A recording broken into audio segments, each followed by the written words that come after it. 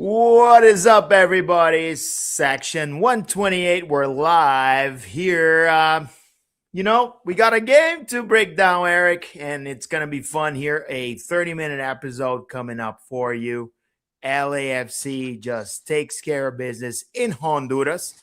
And we're also going to be talking about, of course, the game that is really going to be just all about the headlines this weekend. LAFC Inter Miami for the first fixture of Major League Soccer. We're very excited to break this down. A 30-minute episode coming up for you. But first, as usual, Fugazi.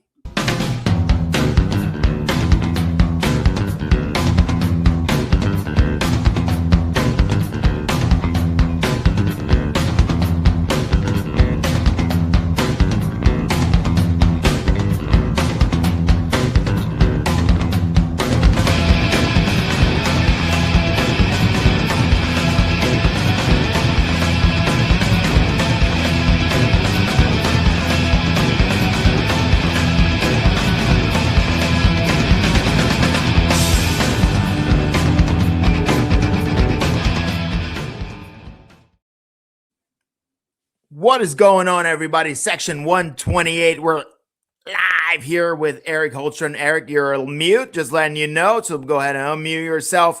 We're going to be breaking down this crazy game. LAFC was in Honduras, took care of business.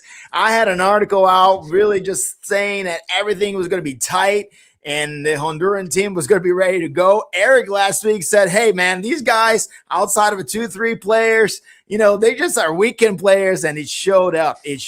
Eric, great to see you, my man. Let's just break it down, guys. Yeah. First impressions of LAFC. We're back, baby. One game to break down. What did you think of LAFC in this first game? Yeah, it's how's it going, everybody? Welcome back. Our very first game of meaningful LAFC soccer. The game was kind of a tough one to think about. So, we were talking, and I actually was expecting a much more chippy game, but it almost kind of had, especially at the beginning, almost felt like a friendly, like a weekend league kind of game. Where the guys on Real Espana were just kind of honored to be sharing the field with a bunch of their heroes. And so it was kind of a very nice, very friendly game. And we got off to a huge jump. Obviously, Bouanga with Martinez drew a penalty 50 seconds into the game that got converted. We had 3 goals within the first 10 minutes, and it was just blowout all the way. Not at all the game I expected. I thought it would, I thought we'd get a win, but I thought it'd be more like a 1-0 or a 2-0. We'd miss some chances, but it was just clinical. We were men among boys on this, So I don't know what to take away from this game. As we were saying with this team we played, this is the game of their life. Like, these guys are not close to the same level as our players are, and it showed on that game. I was worried about getting Concacaf. Didn't happen. I mean, this was a mollywomp. Bro, you always have the right read in the games, and that has to be said. Eric's probably more right about games than anyone else. So if we're ever going to do some sort of betting thing here, it's really, really cool to follow you along, because last year you knew that Vancouver, for example, was going to be the team that no one was going to think about. You were not right that on that. And, you actually told me, hey, man, don't worry. It's Honduras. It's not necessarily a team that's going to give LAFC any trouble at all, right? And I was concerned. So I went to the books. I look about this team. I started researching about this team. And the one thing that I thought was they have tradition and they have good form, right? So coming into this, I just have one simple question, it didn't look like LAFC had any issues overcoming the fact that this other team had played 9 games. So what did you think of the pace of LAFC going into this against a team that had already played 10 regular season games? Man, we came out looking like a team that wanted to score for fun. We smelled blood in the water, and we just kept pouring it on. Yes, we did, bud. 3-0 at 10 minutes, and they didn't hold back. They pushed it all the way to 5 goals in the first half. It was kind of ridiculous at a point. And part of me, I was almost like, all right, ease up, guys. This is going to be a cakewalk. Just don't, now we just got to get out of there with nobody getting injured. Like pretty much like that's that at this point. I At was the worried about 3-0, that. that's kind of what it turned into is like, okay, this is going to be fine. They're going to come to our house in another week to finish this off. It's not going to be an issue.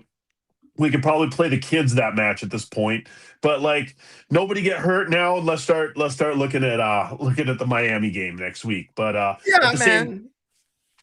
yeah, What at the can you same do? time, It yeah. worked out really well for us, right? Because now we actually can have a little bit more, like, I would say we don't have as much urgency going into these next two games because we have some leeway from the first leg. So I was very happy about that. But my personal opinion, none of that is actually happening unless we have David Martinez being an aggressive player, which we've kind of been asking from him, right?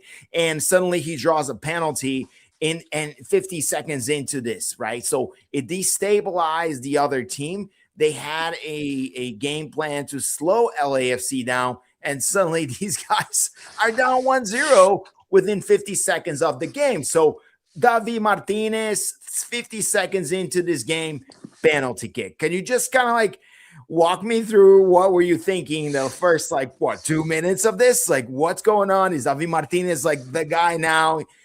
Just kind of walk me through those first, critical moments of this match. I mean, although I didn't totally, I thought this game would be a little harder on us. I didn't expect a 6-1.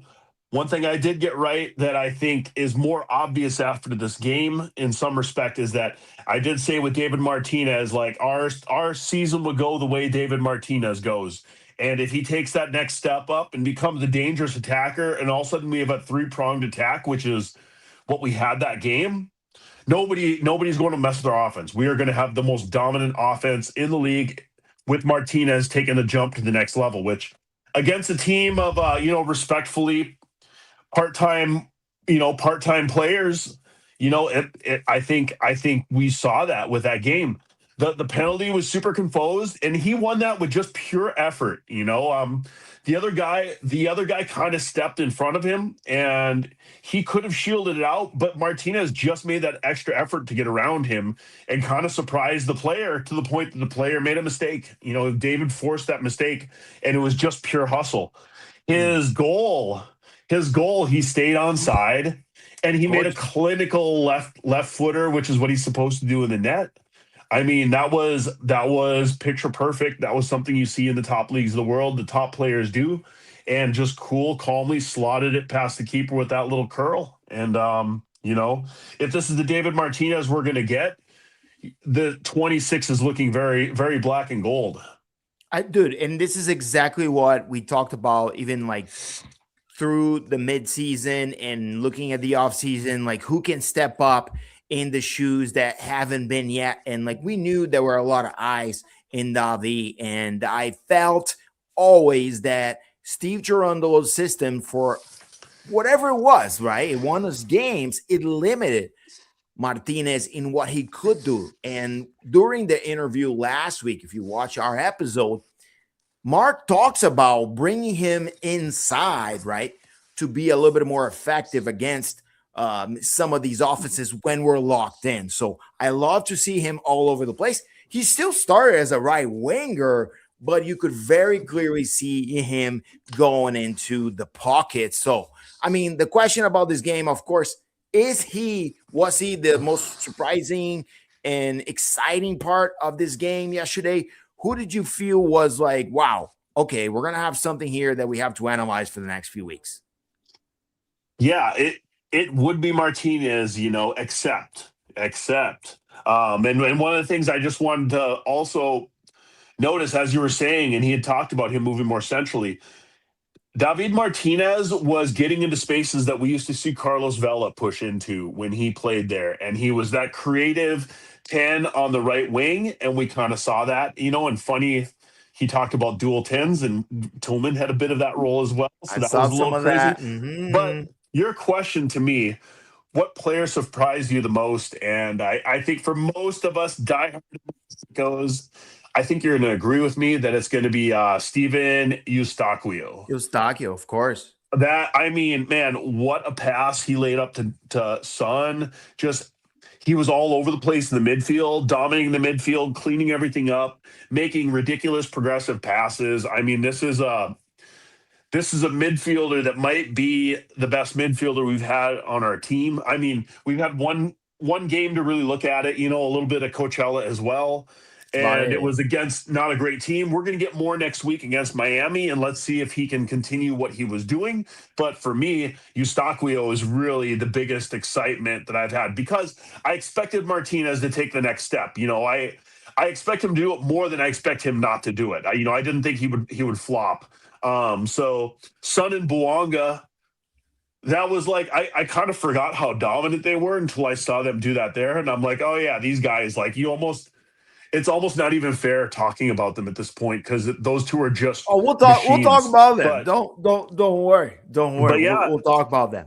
I'm with Eustaquio's you it. on Eustáquio, man. Like once again, John Thornton is the kind of general manager just kind of operates on the fringes, waits for all the noise to settle, and really becomes operational. And with Eustáquio, I think it was right place at the right time. He comes in, it starts, of course, and is a kind of player that you may want to have it here for a very long time. I'm very excited about Eustáquio. It might be bad news for a guy like Igor Jesus that we've been trying to develop, but that's part of being and running a club. If you can get a suitor for Igor once he comes back. But once again, we have Eustáquio for a very short period of time, but it would be very, very important to keep him because you could already see him with one game that he has the quality. Absolutely. So LAFC just smashes the Honduran team. My take on my article was these guys are going to come in and they're going to really bite LAFC every way they can in order to keep this game tight, keep this game short. I actually thought I would not enjoy the game, and then it turned out to be a goal fast because it felt like it destabilized them completely once we got the early penalty. I'm not a big fan of sliding tackles in the box, especially within 50 seconds, right? But you can kind of get into the psyche of the players into that game, going into the game, because he's like, hey, we're playing LAFC. It's all on the line. And here comes David Martinez going loose on the right side and then the penalty kick. So felt like they were a little bit unhinged. A lot of ball watching. So the A lot of ball Concacaf thing watching. kind of didn't really look good to me over there. Yeah. I mean, we've in Honduras, I believe we have is it Montagua and Olympia. Olympia is usually the team that represents them in this tournament, but not this time. And I remember the days where the Honduran team was always a bit of a wild card in a dangerous match, but this one it just wasn't, and you could tell there's a lot of frustration there. I think their coach might be in some trouble from this game, but end of the day, Son probably Not our makes problem. yeah, it isn't. At the end of the day, I think Heung-min Son probably makes more money than their entire team put together, and that's the reality of the thing. And I think that game really, really showed. And it's not us as much as it's them. And look, they expanded the format of this tournament, and when you expand the format of the tournament, you're going to bring in teams that wouldn't have gotten there before. And I think that's kind of what we saw. With Nashville's game, they played Ottawa FC, which is like a second division Canadian team. I think there's 2 second division Canadian teams in this tournament. And you had Forge and Monterey. So it's just kind of a piece of this tournament. It's going to be interesting because I think it's going to lead to some really good scoring records coming up and some really big scores as very mismatched teams start to play each other with this.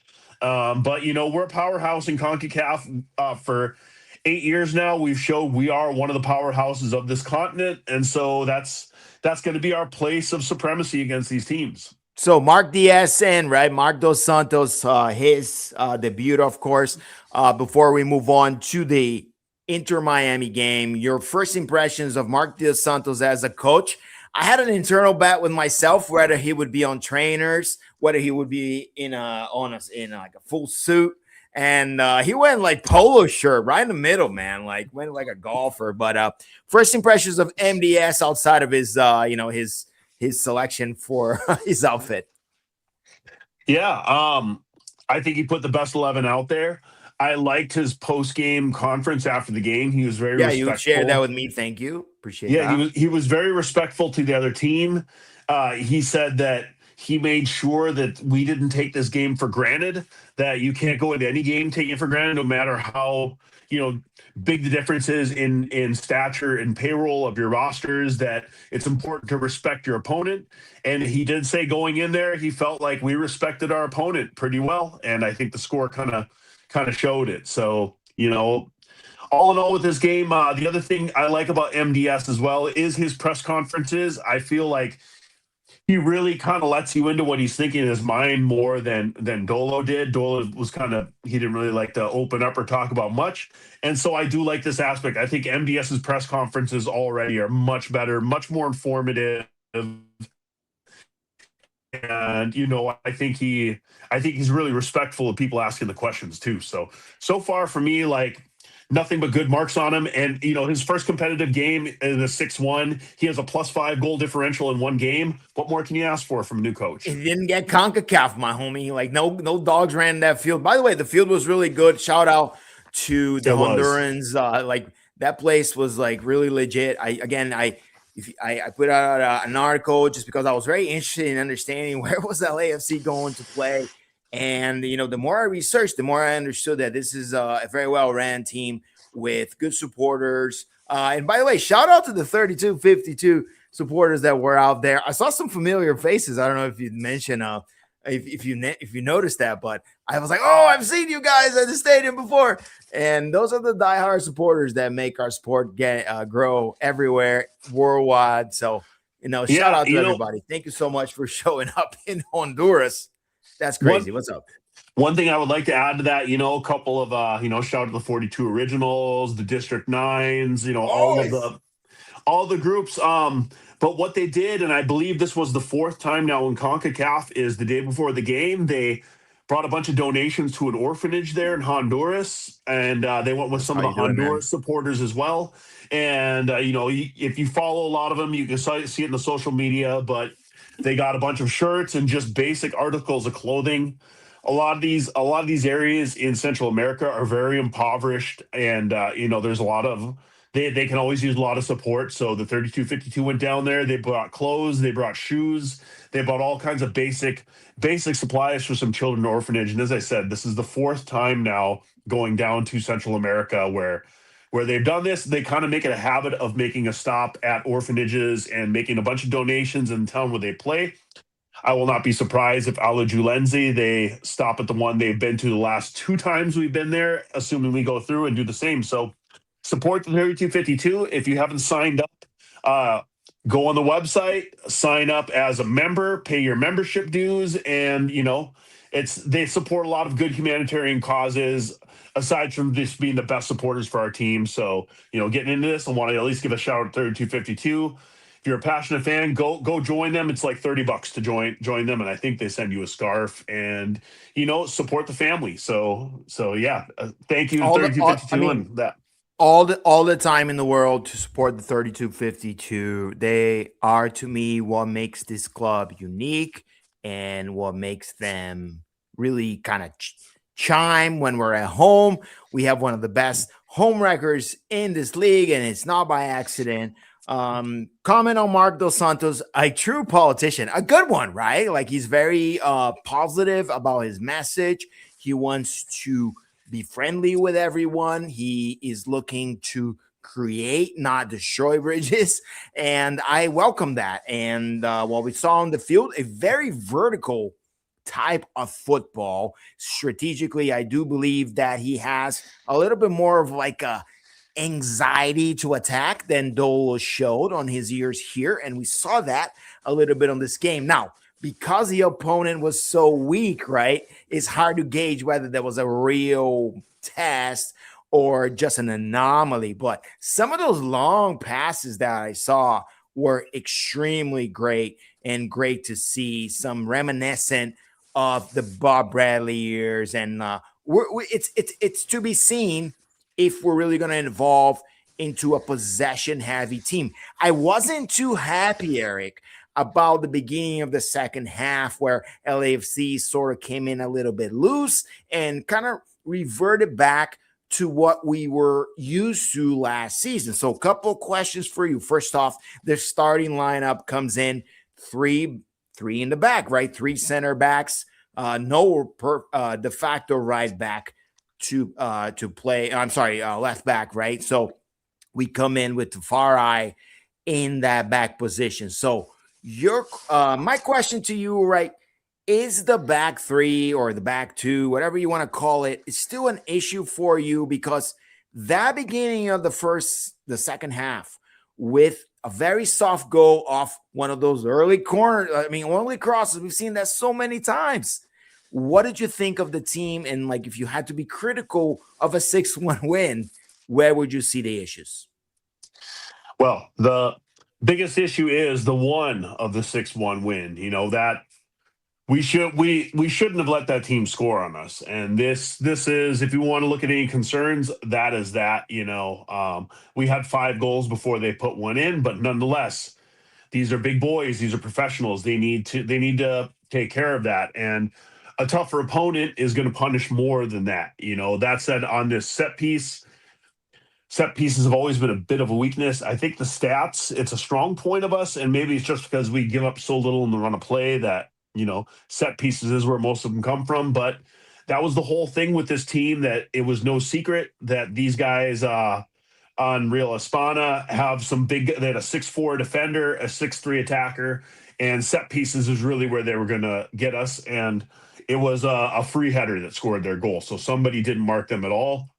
The back line, I've been saying here the last couple of shows here, I think this is our biggest weakness we have, our biggest holes in the teams in the back line. When Long comes back, it might be better, but that's not going to be for a little while here, even the summer. So I'll be there for a while. And yesterday was proof to me that MDS truly trusts Tafari as a starter. Yeah, and we're going to have to ride with Tafari, but I said the same thing last year, with all due respect. Ride with him, baby. He's not for a team like LAFC. He's not the level of player we want starting on the back line. And if Aaron Long was healthy, Aaron Long would be there, and he would maybe be the third back, or Segura would be the third back. But Tafari's a big physical guy. Baby. Shout out to you. If you're out there, I love you, man. You're the fucking man. I Steady Eddie, man. Like he every year he gets better, more steady, and he's kind of like this hard, one piece of our defensive front, back. And I really appreciate Steady Eddie for everything he's done for this club. He's endured everything, man. If anybody deserves a statue, it's Steady Eddie, man. I'm joking, but like, what a guy and what a LAFC legend at this point. Yeah. I think. I'm sorry, I don't even know if you had something to say about Steady Eddie. All you have to say is like, you're right. He's been here forever. Steady Eddie just became that game. He became the all-time LAFC minutes leader. So he has played more minutes on the pitch than any other LAFC player. At the 39th minute of the game, he became he passed, I believe, Carlos Vela for the most minutes of any LAFC player. So he now has that record, and that record is going to continue on for a while. And I think Eddie has a great story. Didn't really plan on talking about him today, but I didn't either. But that came out of my heart to people, because we are 8 years. 2019, our second season, Eddie Segura had an absolutely dominant year. Very nearly an MLS best 11 defender along with Walker Zimmerman. And then he tore his ACL. And much like Ricky Pooch, the ACL was just about better. And then he needed to get another knee surgery. And that knee surgery put him out basically for another year. So he kind of spent 2 years out of it. Came back to LAFC 2, rehabbed it. The team actually, basically his contact ran out, and the team basically just kept him on board so his medical kept going. The team really had his back on all that. And at the end of the day, he has a very friendly salary cap hit. He's not a very high paid defender. I think he's like 200-300K a year. So salary cap wise, we get way more out of him than he hurts us with the salary cap. So he's really kind of just one of those low key heroes of LAFC. I know there's lots of people who have complained about him, but the more he plays from off of those injuries, the more solid he gets and the more he contributes. And he did a great job I, contributing. I love him. I think like everything about him, like yesterday, for example, he had the center forward was like 6'4", and he had a massive advantage of him, a veteran, and you could see how he would defend against Hernandez, I believe, and he would just box him out and not allow him to get close to Lloris's box. So a very surgical center back, not physically gifted, perhaps. Never going to be the best player in our team, but someone that always shows up. And He's never in my 100% opinion, recovered from that knee injury. yeah, I mean, like exactly. Not to mention that he had a really bad injury, was out for a long time, and comes back again. Impromptu thing, but worth mentioning because it came to me during the game. Like, oh, look at Stadier once again, like tasked with marking the hardest freaking guy in the game and doing a good job at it. All right. CONCACAF pretty much we're through, which means like it gives us some leeway now to rest guys in the middle of the week. And that means we can go full strength on this weekend's game, which is going to be our second topic of today, Eric. And of course, Lionel Messi visiting LA. And what's going to be really cool is that the game is not going to be at BMO. It's going to be next door at the Coliseum. 60,000, I believe, are going to be there. First impressions about this game. Anything you want to talk about it? Is this really a glorified friendly to you since it's the first game of the season and we have CCL behind it? No, I don't think so at all. And I think the same energy they came out of the gate with last game, they're going to come out with this game. I would guess the same starting 11 is going to start, and there was a bit of a rehearsal, and I think they're going to come out all guns blazing. The question is whether Lionel Messi is going to be healthy or not in this game. I think if he's in, the game is going to be one way. If he's not, the game is going to be a whole nother way. And this game is one, I believe, most of the critics and, MLS, it's much like NFL. It's hard to say at the beginning of the season who the top teams are going to be because there's always surprises because the salary cap kind of keeps everybody at a level place. Everybody's Yes. made moves, and sometimes somebody's going to get that secret sauce, and they're just going to have an 11 that just hums all the way that nobody's really expecting. Whether it was, Vancouver was that team last season, San Diego was kind of that team last season. Philadelphia a couple of years ago in 22, we played them was that team.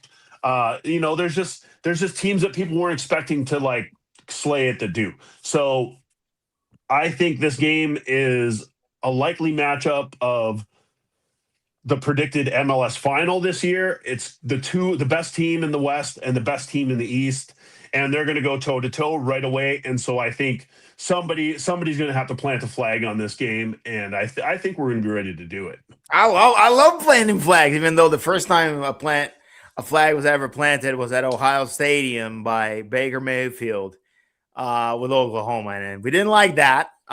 Different sport, different vibe, but yeah, that planting LAFC, of the plant the flag thing flag. has caught some energy since, man, and I do believe showing up in this game means a lot.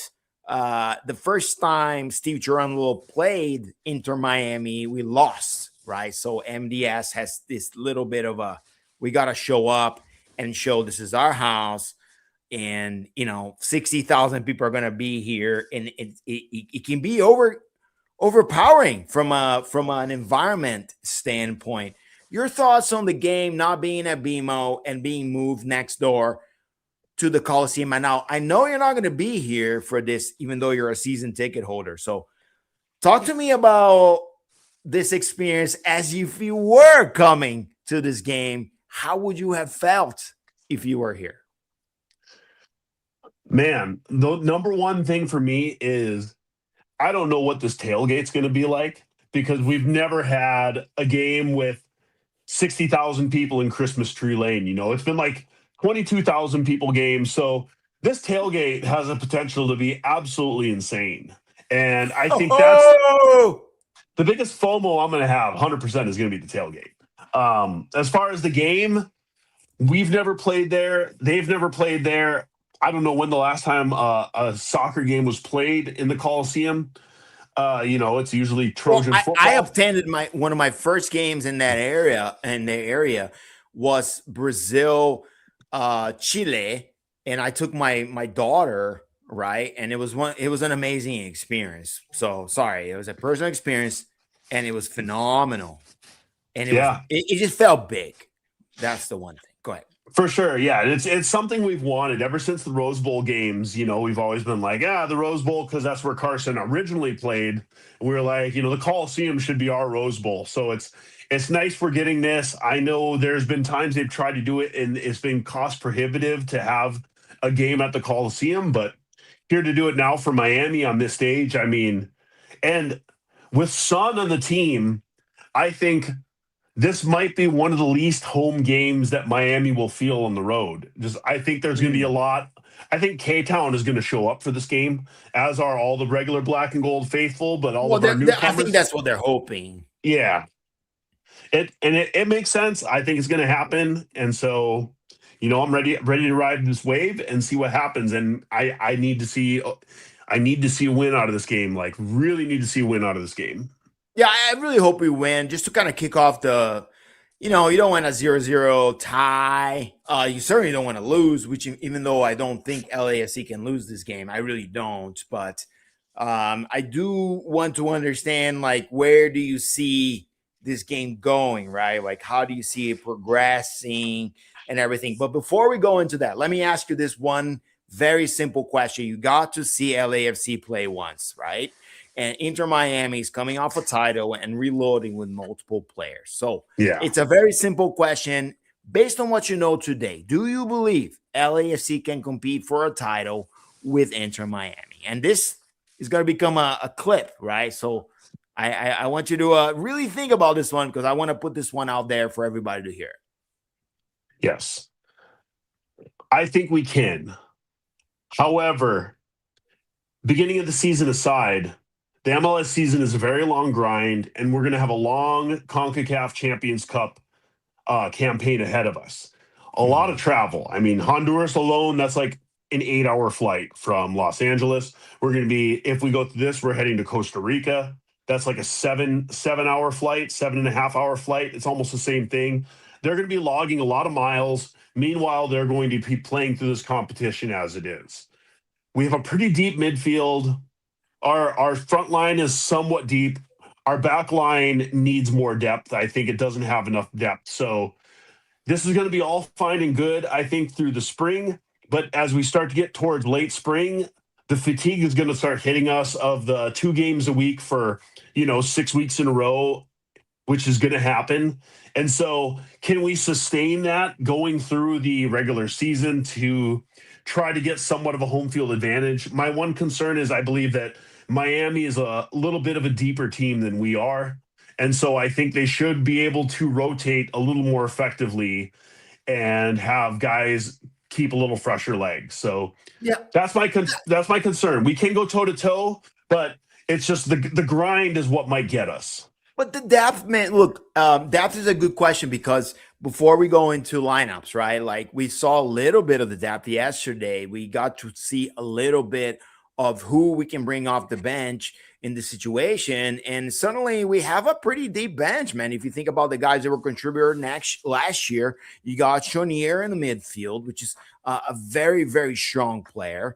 You have Nate the Great Ordaz as this like wonder kid off the bench now, because it's clear that we want Martinez to be the centerpiece. And those are just two reference guys. There's still Lorenzo de la Valle in the defensive side, which he's a wild card. I wanted to bring up earlier when you were talking about the center backs, but here he is. He's back, and he is a person that could be the next Mamadou Fall for us.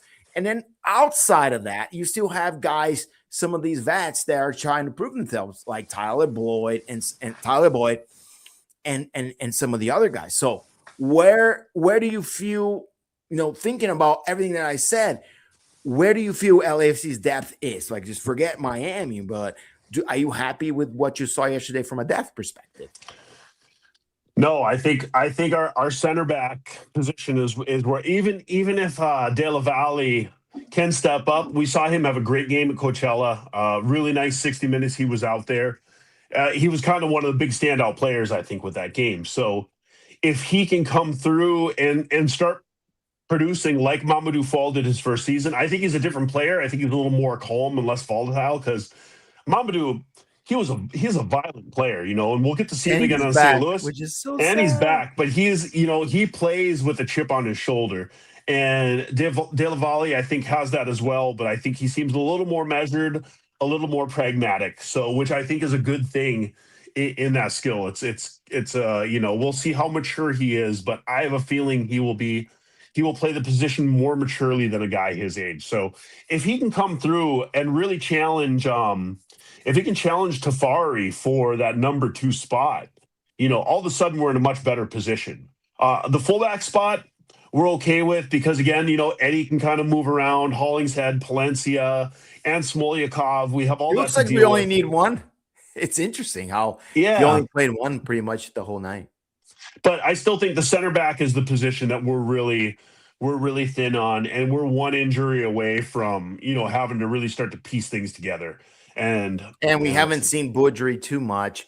And I think everybody's very, very high on Amin Boudry. And I think we're going to see a lot of him during the regular season. He's one of those guys to watch during the MLS regular season. I don't know if he's going to have a run during CCL. I think we have enough firepower there. But yeah, Amin Boudry is someone that I think the front office and the staff really believe can do some damage for us. All right. So we start our campaign in Major League Soccer, which is really exciting. It's been 3 months, man. Like last time we talked about a regular season LAFC game was when we lost to Vancouver, which was pretty sad, but it's pretty cool that we're already back. So let's talk about starting lineups. Of course, Hugo Lloris will be the starter in goal and will be the captain this weekend, which I'm actually very happy to see that he was still the captain of this team. I think it's respectful to him. But who would you start against Miami this weekend at the Coliseum, Eric? boring, but the exact same lineup we started yesterday. Let's walk through it. So we have Sergi Palencia and 3 center backs in Porteous, Segura, yep, Segura, Porteous, and Tafari, and Tafari. Segura, So Segura on the left. the first question, then you would maintain the 3 center backs. So let's just debate right away. I actually believe that we may see a left and a right back in this game. Why? First, MDS expressed to me during that interview that he didn't really love playing the 3 center backs. So the 3 center back decision may have been, we're going on the road to Honduras, we're going to be conservative. So I do believe that Tafari sits this game and we see Hollingshead start. That's be the only, I would say, big difference that I would have with you in how the defense is composed. But beyond that, Segura, Porteous, and the 2 fullbacks, in my opinion. All right. Midfield.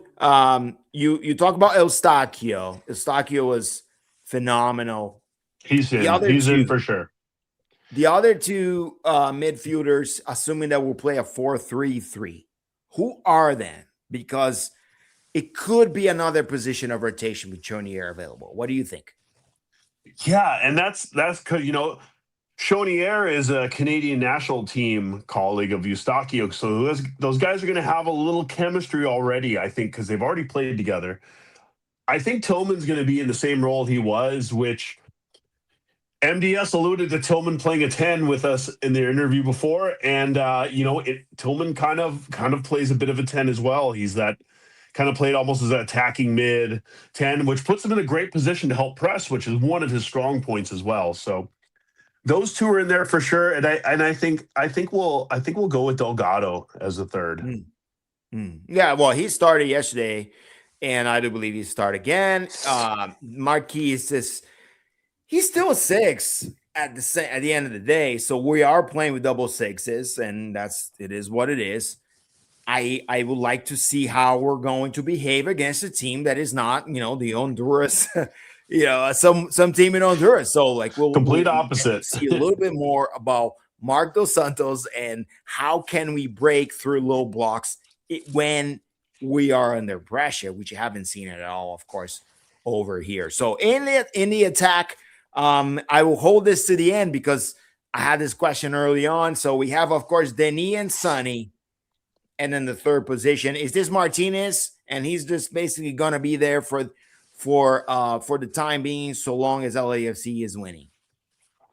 I don't know how after Martinez had his last game drew the penalty and the goal, and he had a great assist at Coachella as well. Like, I don't know how you don't start Martinez in this. That would make no sense. He seems to be coming out. And Ordaz is a great player as well. It's nothing on him. Like Nate the Great was phenomenal last year. So yeah, at the expense of now playing Nate. So like we are now back to what we've always talked about. Like there's just not enough spots. but yeah. I mean, look, last season, you remember Martinez was putting shots over the bar. However, it is that kid has calmed himself and he is putting the ball on target, which is what you need to do. So no, to me, he looks like he might be the most improved player, and he was already good. And we were all saying if he takes that next step, look out. And he's showing us that he looks like it. So I think this Miami game, I think he needs to be out there. And the weaknesses of both of our teams is going to be the back line. Miami's back line isn't that great. They have Dane St. Clair in net now, which he was the goalkeeper of the year last year. Great shot stopper. They got Mikael, which is a decent center back from Brazil, from Palmeiras. But that back line is their weakest part they have on the field. So yeah. I think this is basically like whichever back line doesn't collapse the most, that's who's going to take this game. And Sergio Reguilon, which basically is the player that is replacing Sergio Alba, is likely out. He's doubtful, and because he had that nasty injury with the player that is coming at him. So if he doesn't play, that's a massive loss for this team. I do believe Messi has some minutes, right? Like because like how would you not play Lionel Messi in this big game?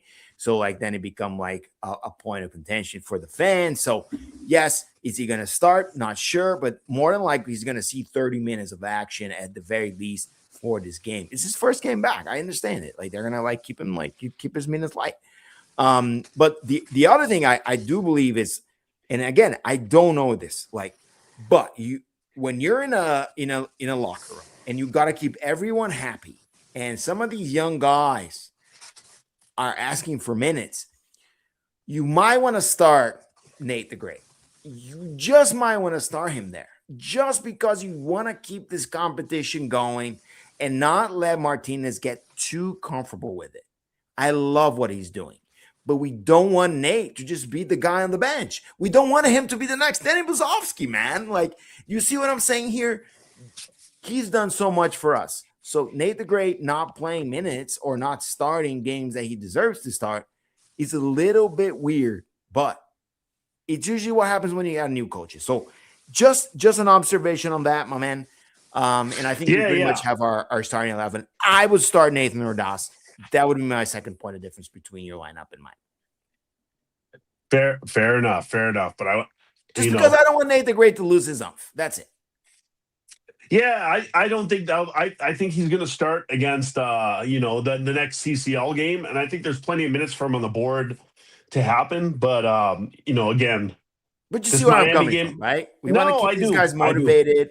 Our coach said, "Hey, young guys want minutes now," and if he feels that he's been surpassed by someone in the depth chart, that hurts, man. Like, and as a young guy, it feels like you're taking a step back. Like, if you look at the NBA, like, there's usually doesn't happen. Like, you got guys and they're in the sophomore year and then they just pop, and then like because of depth, you're gonna just sit. No, you're gonna find a spot for you, and that is the issue that I usually have with I don't have an issue with the overall, but I do believe that we have one too many players in this position, especially because the other guys are never going to be subbed.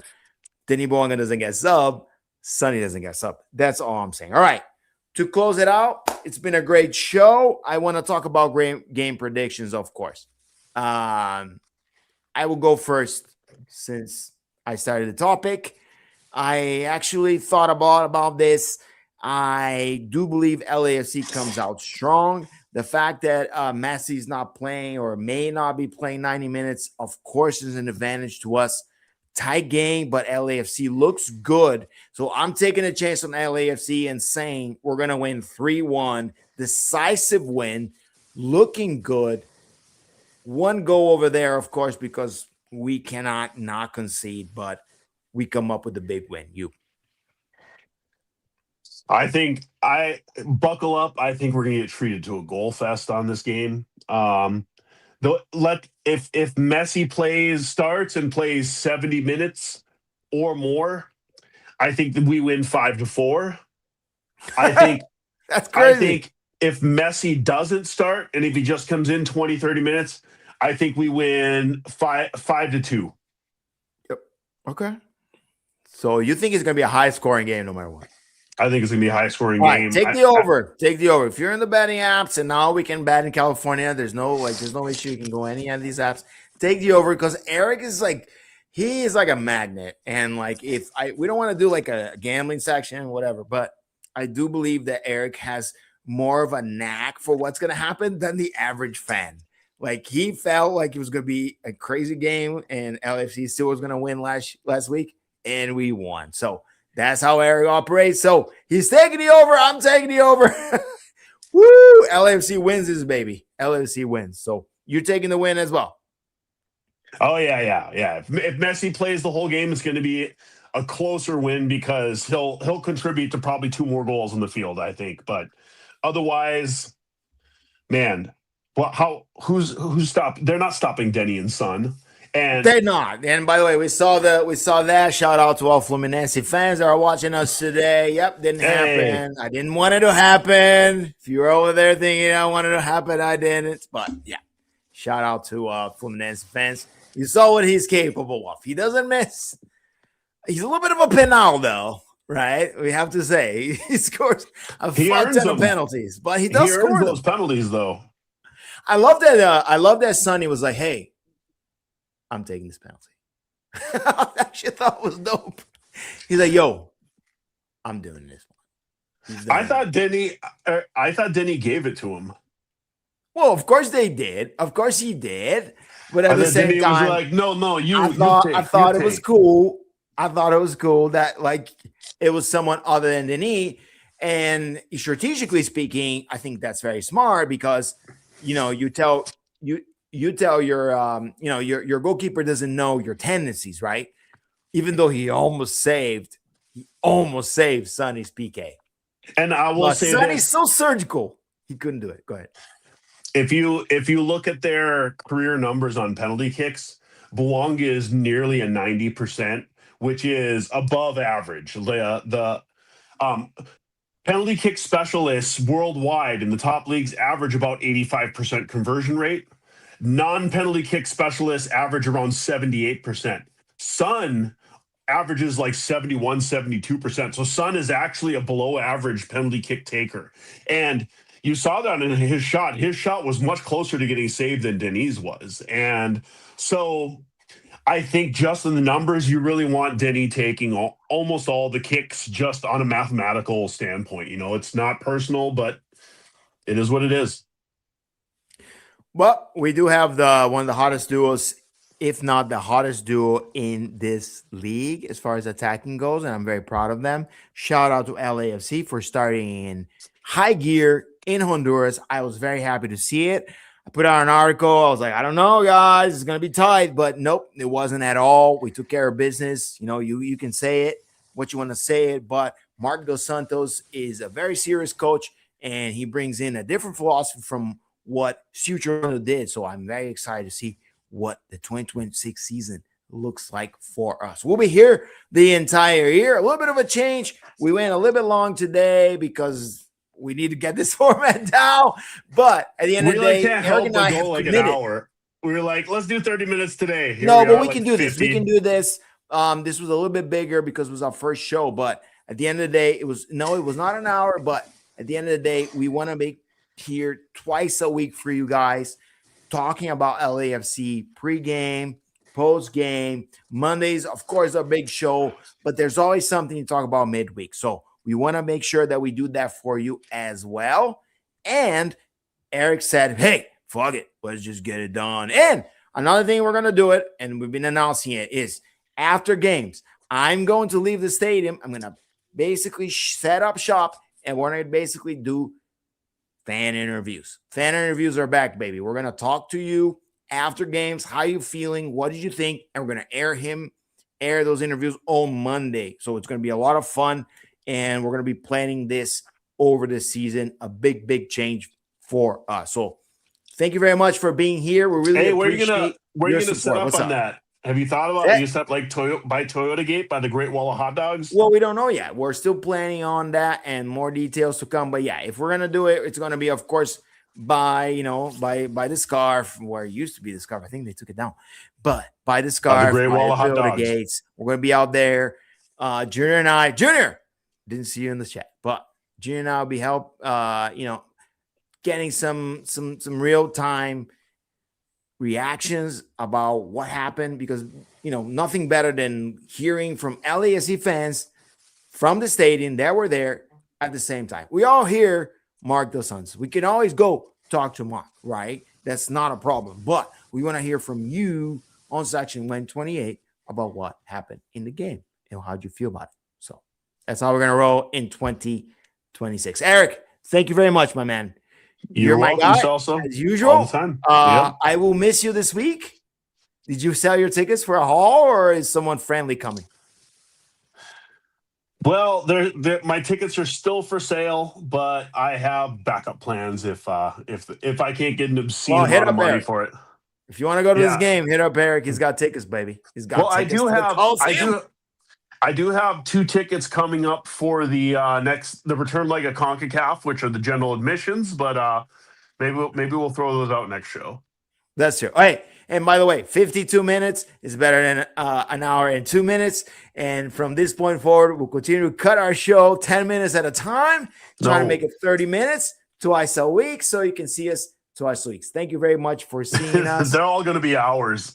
Oh, God. We have nothing else to do other than talk LAFC, baby. It's too much fun. We got the chat, man. What are we going to do? It's too much fun. Thank you, everybody on the chat. You guys have been great. Please subscribe. It helps us. Use the notification button. I got 6 notices today that X is down. So nobody can actually see the post of our show today on X. So it is what it is, right? We are just doing this. And if you can follow us on YouTube, that helps us tremendously. But beyond that, you can find us anywhere. Eric and I are here for you, and we appreciate your audience. We'll see you next week.